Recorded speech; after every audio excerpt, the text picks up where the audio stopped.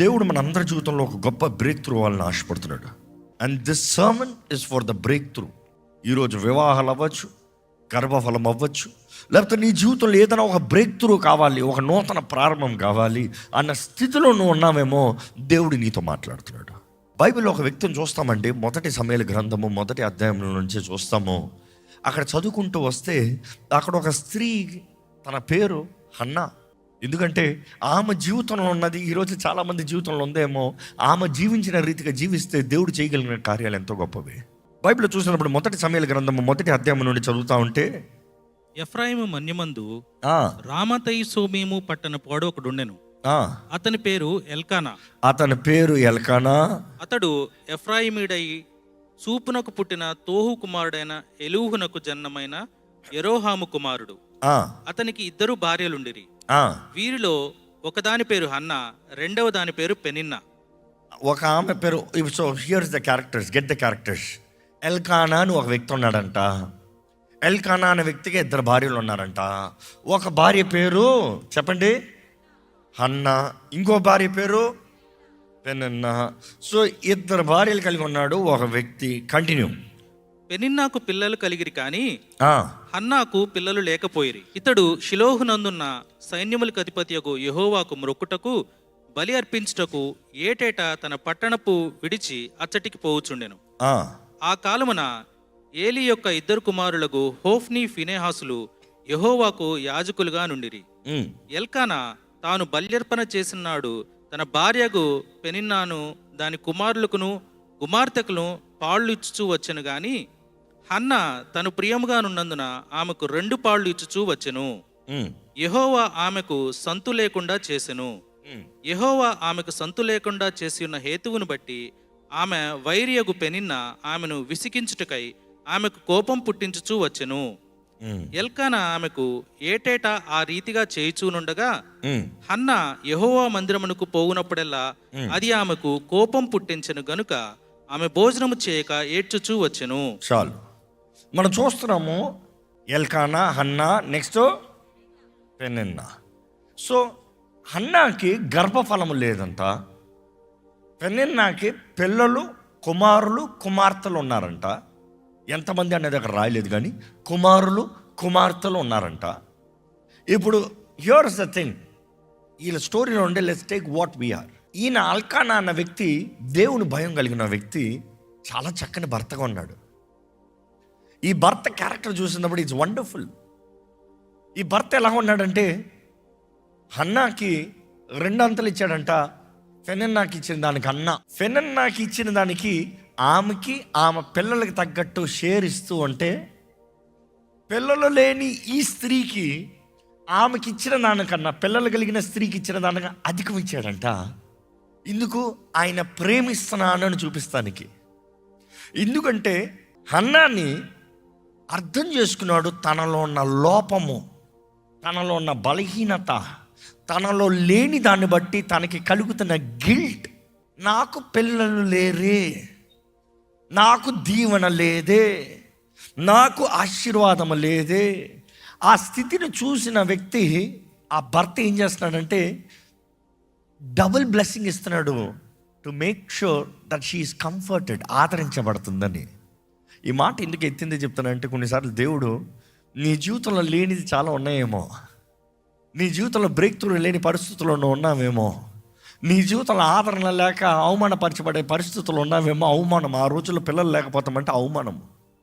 కానీ అయినను దేవుడు నిన్ను ఆదరిస్తూ, నిన్ను ఏదో ఒక రీతిగా దీవిస్తూ, బలపరుస్తూ వస్తున్నాడు. ఆమె ఎంతమంది చెప్తారు నా జీవితంలో బ్రేక్ త్రూ కొరకు ఎదురు చూస్తున్నాను, కానీ దేవుడు మాత్రం నా జీవితంలో నన్ను ఆదరిస్తూ 2 అంతలు ప్రేమిస్తూ వస్తున్నాడు అన్నవారు ఉంటే చేతుల తలలు చెప్తారా?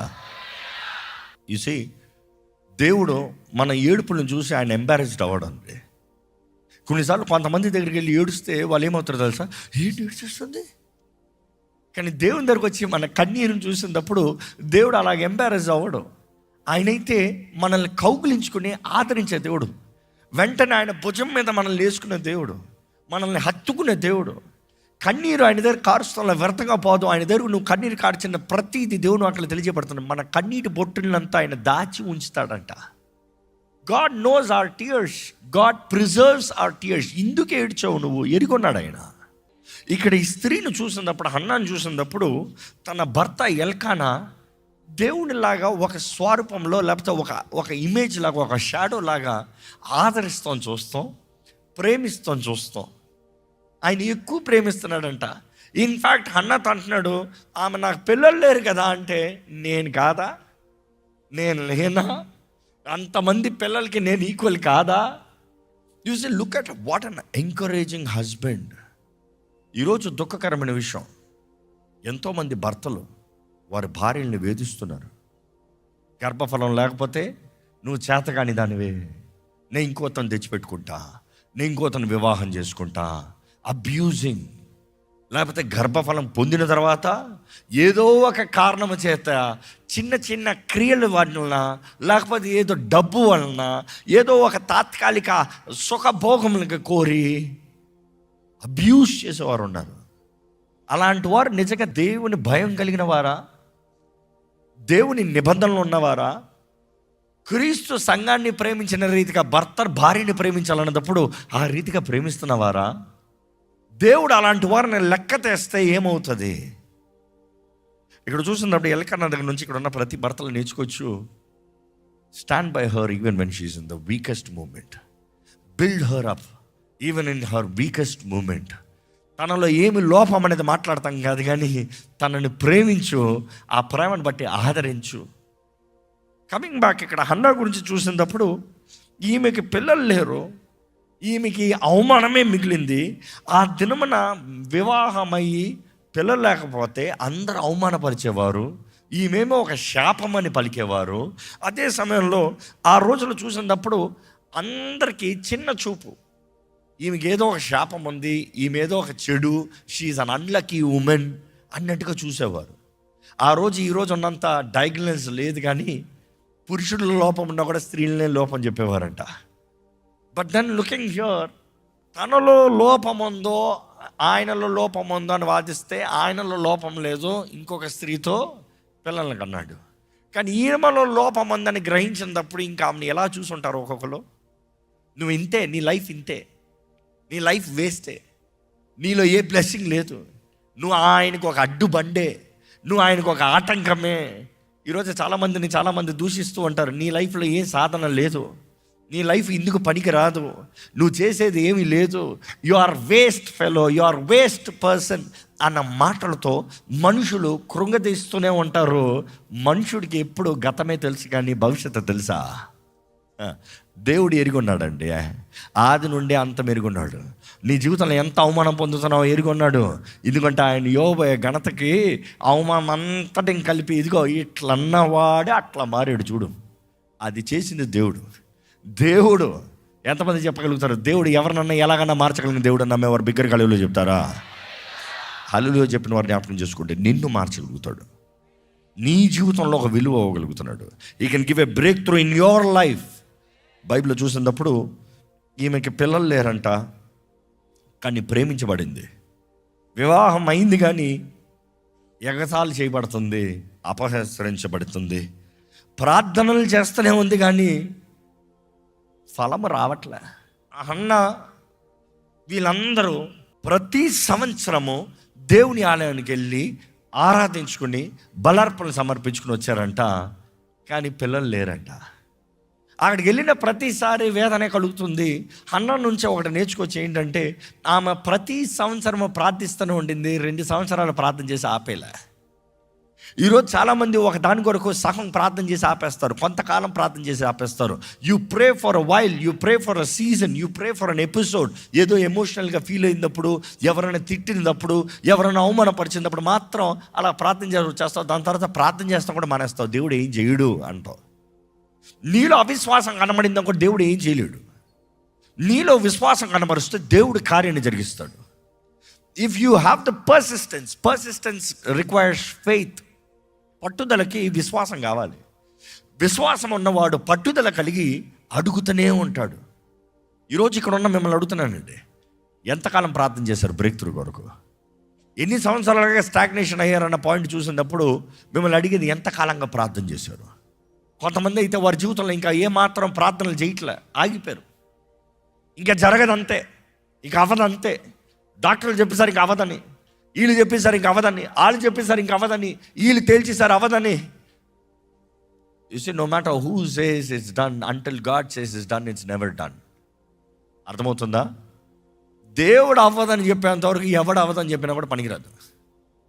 ఎందుకంటే మనుషులందరూ అవ్వదన్నప్పుడు దేవుడు నిరూపించి చూపిస్తాడు ఆయన చేయగలిగిన సమర్థుడని.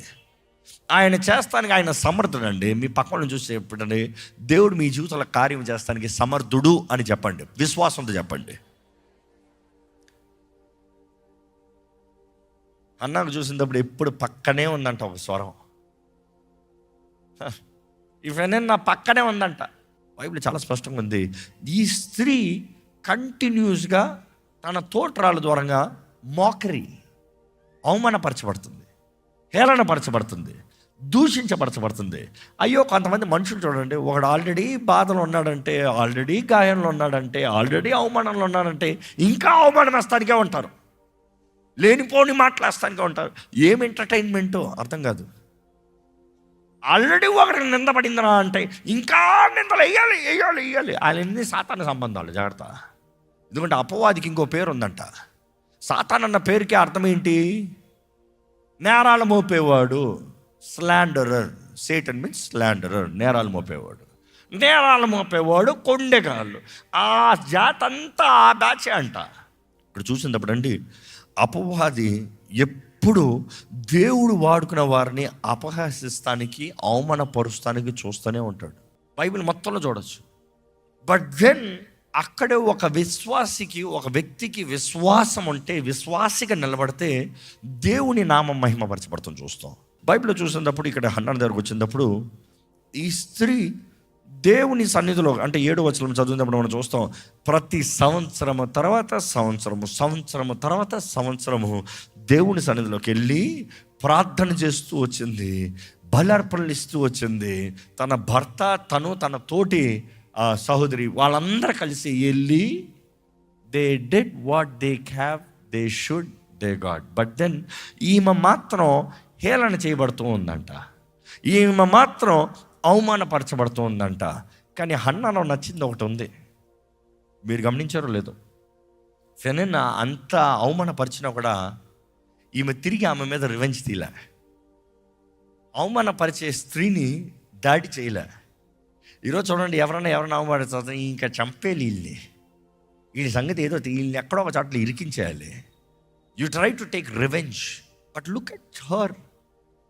ఈమెకి అవమానపరచబడుతుంది, కానీ నెవర్ ఆమెని దూషిస్తానికి ఏమీ ప్రయత్నం చేయలే. అంత గొడవ పెట్టుకున్నట్టుగా ఉందా అక్కడ? ఆమెని శపించినట్టుగా ఉందా? ఆమెని హేళనపరిచినట్టుగా ఉందా? ఇదిగో ఈయంతో చెప్పిందా, అల్కనంతో చెప్పిందా, ఇంకా నువ్వు నా దగ్గరగా రావాలి, ఆమె దగ్గరికి వెళ్తే ఆమె నేనా తేల్చుకో మనం అంటాం కదా, ఏదో ఒకటి తేల్చుకో లేకపోతే నేను చచ్చిపోతా. You see, that is our kind of thing. But look at her. తను నమ్మింది దేవుడు కార్యము చేయగలడని, తను విశ్వసించింది దేవుడు కార్యం. ఈరోజు ఎంతోమందికి గర్భఫలము లేదన్నప్పుడు జాగ్రత్తగా వినండి. గర్భఫలం లేదన్నప్పుడు ఎంతోమంది మీరు మొదటిగా క్రీస్తుని అంగీకరించి దేవునిలోకి వచ్చారు.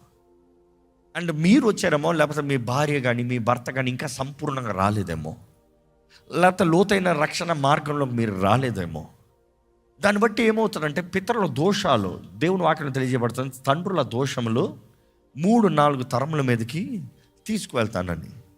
అది క్రీస్తు రక్తంతో కడగబడతానే కానీ ఆ శాపం కొట్టివేయబడటానికి అవకాశం లేదు. పరిణామాలు అనేది అలాగనే వెళ్తూ ఉంటుంది. దేవుని వాక్యలో చూసినప్పుడు అపవాది బలిపీఠములు, మీ పితరులు కట్టిన బలిపీఠములు, నీ పితరులు చేశారేమో, ఇదిగో నా కుటుంబం అంతా నీ కొరకే, నా బిడ్డల తరమంతా నీకు చెల్లిందని బలార్పణలు, రక్తార్పణలు చేశారేమో. ఆ పవర్స్ నీ మీద ఉండవా?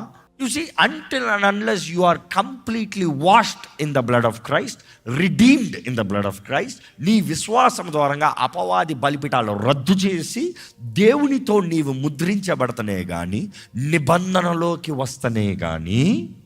You see, క్రీస్తు యేసునందు ఉన్నవాడు నూతన సృష్టి, పాతవి గతించను, సమస్తము నిజమైన రక్షణ అనుభూతి, నిజమైన మారు మనస్సు, నిజమైన దేవుని బలలో పాల్పొని పొందుతూ యథార్థంగా నువ్వు దిగినప్పుడు వాటి అధికారం ఉండవు. కానీ ఆచారంగా అలవాటుగా ఏదో పైకి చేసినట్టు చేస్తే వాటి అధికారం అట్లా వెళ్తూనే ఉంటాయి.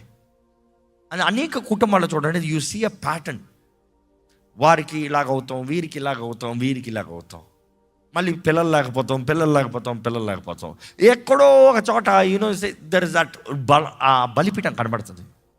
కానీ దేవుని సన్నిధిలో భార్య భర్తలైన వారు గర్భఫలం కావాలంటే దేవుని సన్నిధిలో మొరపెట్టాలి, తగ్గించుకోవాలి, పెనుగులాడాలి, పట్టుబట్టాలి, రద్దు చేయాలి. అపవాది బలిపీఠంతో ఇంకా మాకు అధికారం లేదు, మా పైన అధికారం లేదు, మాకు సంబంధం లేదు, వాటితో మాకు సంబంధం లేదు, వాటిని రద్దు చేయాలి. అదే సమయంలో ప్రార్థనలో దేవుని చేతిలో సమర్పించుకుని మీ పాపాలు ఒప్పుకోవాలి, మీ దోషంలో ఒప్పుకోవాలి. సంపూర్ణ రక్షణ మార్గంలోకి వచ్చారా పరీక్షించుకోవాలి. నిజంగా నువ్వు క్రీస్తు రక్తంలో సంపూర్ణంగా కడగబడి ఆయన నిబంధనలో నువ్వు ఉన్నట్లయితే దేవుడు నిశ్చయంగా దీవునిస్తాడు. అనేకసార్లు గర్భఫలం లేని వారికి ఈ ప్రాసెస్ నడిపించినప్పుడు వెంటనే గర్భఫలం కలుగుతాం చూస్తాం. అంటే you clear what is legally stopping you. కొన్నిసార్లు నీకు ఒక ల్యాండ్ రావచ్చు, ఒక ల్యాండ్ కొనచ్చు, ల్యాండ్ ఇచ్చినా కొనినా సడన్గా ఇంకోటి వస్తాడు, ఈ ల్యాండ్ నాది అంటాడు. అలాంటి కోర్టులకు వెళ్ళి కేసు వేసినప్పుడు నువ్వు ఆ ల్యాండ్లో ఏమైనా కడతానికి ఉందా? ల్యాండ్ నీదంటావు, ఆయన వాడిని అంటాడు. ఏం చేయగలవు? ఏమి కట్టలేవు. కోర్టు కూడా స్టే ఆర్డర్ ఇచ్చేస్తుంది. కానీ ఎప్పుడైతే కోర్టులో సెటిల్మెంట్ అవుతుందో నెక్స్ట్ నువ్వు ప్రాసెస్ మూవ్ చేస్తూ ఉంటుంది. అపవాది కూడా నువ్వు దేవుని దగ్గర సగం సమర్పించుకునేటప్పుడు అపవాది కూడా కేసు వేస్తున్నాడు. ఇదిగో నా సొత్తు, ఇది ఇదిగో ఈ కుటుంబంతో నాతో నిబంధన చేసి ఉంది, ఇదిగో నాకు బల్లులు ఇచ్చారు, ఇదిగో నాకు అర్పణలు ఇచ్చారు, ఇదిగో నాతో ఈ రక్తం బ్లడ్ కవనెంట్స్ చేశారు, ఇది నాకు హక్కు ఉంది. ఆ సెటిల్మెంట్ జరగాలంటే నువ్వు చెప్పాలి. దేవునికి సమర్పించుకుంటున్నావా, అపవాదికి సమర్పించుకుంటున్నావా? ఏదో ఒక సెటిల్మెంట్ జరగాలి అక్కడ.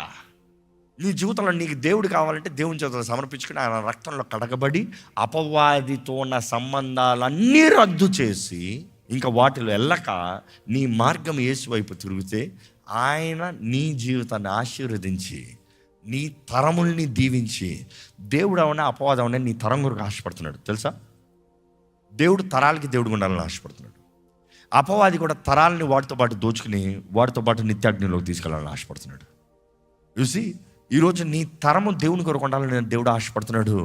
నీవు మాత్రమే కాదు, అబ్రహాము దేవా అన్నప్పుడు అబ్రహాము సంతానం అంతయు. చూసి that is what God wants to bless.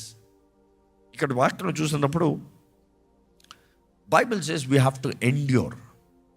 మనుషులు మాట్లాడినప్పుడు అసలైన లోపం ఎక్కడుంది, అసలైన టార్గెట్ ఎక్కడుంది, అసలైన కల్ప్రిట్ ఎవడో, అసలైన నేరాలు మోపేవాడు ఎవడో.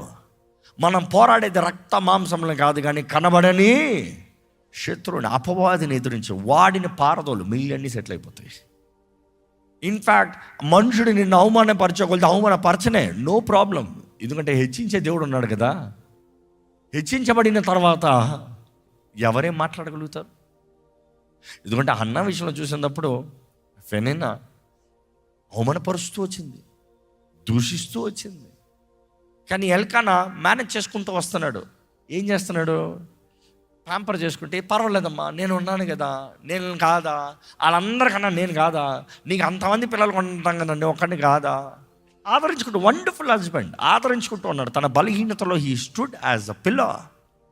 అదే సమయంలో ఆమెకి ఇచ్చిన దానికి ఫెననాకి ఇచ్చిన రెండంతలో హన్నాకి ఇచ్చి చూపిస్తున్నాడు. నేను నిన్ను ప్రేమిస్తున్నాను, I have not neglected you, I still love you అనేది చూపిస్తున్నాడు.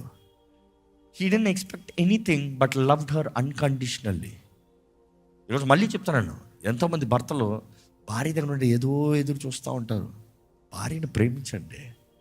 ఆమె ఏమిస్తుందా ఏం తెస్తుందా కాదు, నీ భార్య అయిన తర్వాత నీ సహం, she's yours, she's your half. నీ శరీరాన్ని సగం ప్రేమించే సగం అసహించుకుంటావా? Is that possible? నా కుడి హస్తం బలంగా ఉంది, నా ఎడ హస్తం వేస్ట్ అని నరికిపడే చూద్దాం? నో. మరి అదేలాంటిది దేవుని దృష్టిలో యేసుప్రభు అంటున్నాడు, వివాహమైన తర్వాత వారు ఏక శరీరమై ఉంటారు. ఆ ఏక శరీరం అనేది గ్రహించాలి. బలహీనతలు ఉంటాయి, బలహీనమైన ఘటమని ఎరిగి గౌరవించని దేవుని వాక్యం తెలియజేయబడుతుంది. You see, that is the way a husband should love. అదే సమయంలో హన్నా చూసినప్పుడు తనకు తెలుసు దేవుడు తప్ప నా స్థితిని ఎవరు మార్చలేరు. తన విశ్వాసాన్ని కోల్పోలే దేవుడి దగ్గరికి వెళ్ళి సంవత్సరము ప్రార్థన చేస్తూ వచ్చిందంట.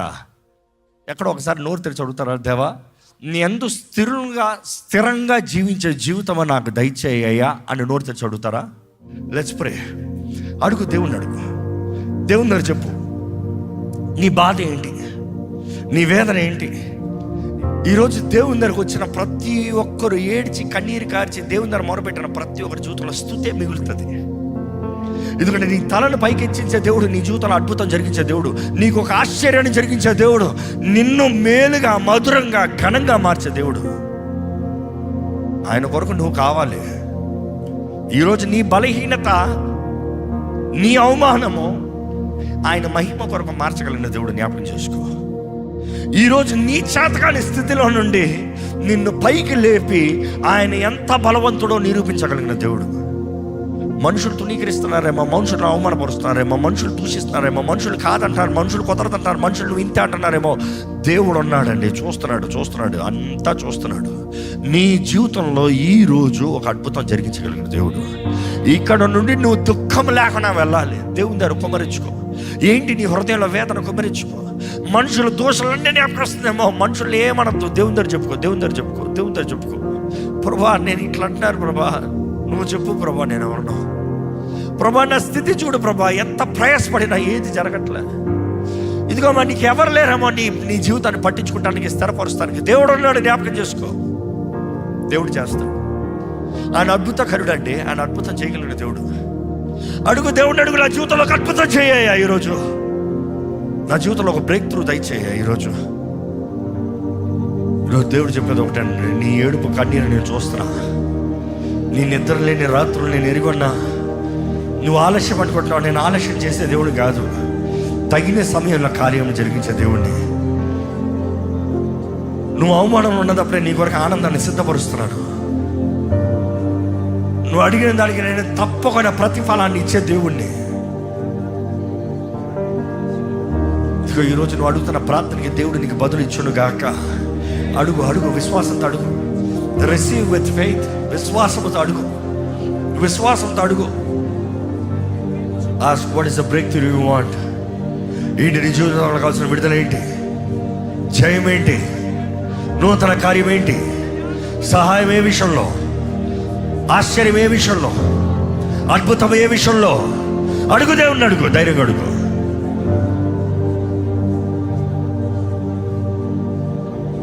విడుదల కావాల్సిన వారు విడుదలను అడగండి, జయము కావాల్సిన వారు జయంని అడగండి, జీవితంలో మార్పు కావాల్సిన వారు మార్పుని అడగండి. నువ్వు అడుగుతా ఉంటే నీ జీవితంలో దేవుడు అభివృద్ధిని ఇస్తున్నాడండి, నీ జీవితంలో జయం ఇస్తున్నాడండి, నీ జీవితంలో విడుదలని ఇస్తున్నాడండి, నీ జీవితంలో ఆశీర్వాదాన్ని ఇస్తున్నాడు, నీ మూయబడిన స్థితిని తెరుస్తున్నాడు, నీ ఆటంకాలను తొలగిస్తున్నాడు, నీ అనారోగ్యంని తొలగిస్తున్నాడు. He's giving you multiplication. Believe it. నేను నమ్ముతున్నాడు ప్రభా, నేను విశ్వసిస్తున్నాను రాజా. కార్యము జరిగించు, నాలో కార్యము జరిగించు. అద్భుతములు చేయువాడా నీకు వందనములు ప్రభా. నీకు అసాధ్యమైంది ఏది లేదు. ఇదిగో ఈరోజు ఇక్కడ నిలిచి ఉన్న, ఈ ఆవరణలో ఉన్న ప్రతి ఒక్కరిని చేతులకు అప్పచెప్తున్నాను. ఎవరెవరైతే బ్రేక్ త్రూ కొరకు ఎదురు చూస్తున్నారో, నజరేయుడైన యేసు నామములో వారి జీవితంలో నూతన ప్రారంభం కలుగుడుగా కానీ ప్రకటిస్తున్నారు. ప్రతి అడ్డంకంలో, ప్రతి ఆటంకంలో నజరేయుడైన యేసు నామములో తొలగిపోవును గాక. ఈ సంవత్సరంలోనే వారి జీవితంలో ఒక నూతన కార్యము జరుగునుగాక. దీవించబడిన జీవితం, వర్ధిల్లే జీవితం, సఫలత కలిగిన జీవితంలో నజరేయుడైన యేసు నామములో అనుగ్రహించబడునుగాక. ఇంతవరకు వేదన రోదనతో ఉన్నారేమో ప్రభా, కానీ ప్రభా ఇదిగోనయ్యా ఈరోజు ప్రార్థిస్తున్న రీతిగా we ask Lord for a breakthrough. ఎవరెవరైతే బ్రేక్ త్రూ అని ప్రార్థిస్తున్నారో చూడు ప్రభా. స్టాగ్నేషన్ లైఫ్, ముందుకెళ్ళలేని జీవితం, ఏది జరగని జీవితం, ఎంత ప్రయాసపడినా వ్యర్థమే, ఎంత తపన పడినా వ్యర్థమే, ఎంత రోధించినా వ్యర్థమే, ఎంత బతిమలాడినా వ్యర్థమే. నా ప్రార్థనకి ఇక జవాబు రాదా అనే స్థితిలో ఉన్నవారిని చూడు ప్రభా. దేవా, ఒక్కసారి నువ్వు దర్శించు. ఇదిగో ఈ ఉపవాస ప్రార్థనలో వారి జీవితంలో మార్చబడునుగా కడ ప్రకటిస్తున్నాను. మారాన్ని మధురంగా మార్చే దేవుడు వేయ. I speak healing, I speak restoration, I speak blessing, I speak new beginnings in the name of Jesus. నీవు కార్యము జరిగించే దేవుడు, నువ్వు సమర్థుడవయ్యా. పరిశుద్ధాత్ముడా, నీవే కార్యము జరిగించు, ప్రతి ఒక్కరు జరిగించు. ఈరోజు మా ప్రార్థనలు నువ్వు ఆలకించావని నిన్ను స్తుతిస్తున్నాము తండ్రి. మా ప్రార్థనలు ముద్రించబడ్డాయని నమ్ముచున్నాము ప్రభా. అడిగిన వారిని మేము పొందుకున్నామన్న ఆనందంతో ఇక్కడ నుండి వెళ్తున్నామయ్యా. A day to remember in our life, God has answered us. నీవు కార్యాన్ని ప్రారంభించిన దేవుడు. ఏదైతే ఈ భూమి పైన విశ్వాసంతో కలిసి బంధించబడుతుందో పరలోకంలో బంధించబడుతుంది. ఏదైతే విడిపించబడిందో పరలోకంలో విడిపించబడింది. ఇదిగో ప్రభా, ఇన్ని వేల మంది కలిసి ఇక్కడ బంధించున్నవి. ప్రతి అపవాది దాడులు, అపవాది ప్రభావం, అపవాది కార్యాలన్నీ నజరేయుడైన యేసు నామములో లయపరచబడునుగా అని ప్రకటిస్తున్నాను. దేవుని దీవెనలు, ఆశీర్వాదం, సమృద్ధి నజరేయుడైన యేసు నామములో అనుగ్రహించబడునుగాక. నీవే నీ కార్యం జరిగించమని ప్రభు యేసు నామములో అడిగి విడుచున్నాం తండ్రి. ఆమేన్, ఆమేన్. దైవం నీవయ్యా.